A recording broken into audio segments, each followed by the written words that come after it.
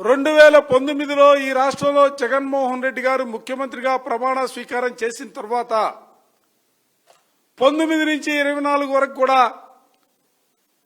బహుశా భారతదేశ చరిత్రలో ఏ రాష్ట్రంలో ఏ ముఖ్యమంత్రి కూడా చేయని విధంగా పరిపాలన చేయని విధంగా సమాజంలో పేదరికాన్ని తొలగించడానికి సంబంధించి సమాజంలో అన్ని వర్గాల ప్రజానీకం ముందు వరుసలో తీసుకురావడానికి సంబంధించి అనేకమైనటువంటి సంస్కరణలు తీసుకున్నటువంటి అంశాన్ని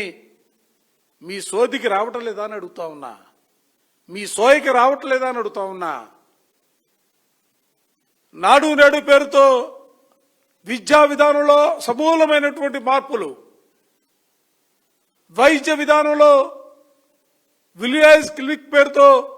ప్రతి ఇంటి తలుపు తట్టినటువంటి వైనం కానీ జీరో వేకెన్సీ, ఏ హాస్పిటల్లో చూసినా కూడా జీరో వేకెన్సీ, ఎక్కడా కూడా ఒక్క పోస్టు కూడా ఖాళీ లేకుండా హాస్పిటల్స్ అన్ని కూడా నిర్వహించినటువంటి వైనం మీకు గుర్తుకు రావట్లేదా? రైతాంగానికి సంబంధించి రైతు భరోసా కార్యక్రమం పేరుతో విత్తనం దగ్గర నుంచి విత్తనం ఇచ్చిన దాని నాటి నుంచి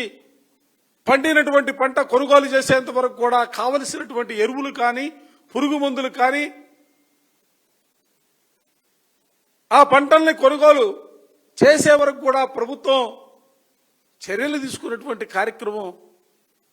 మీకు తెలియదా?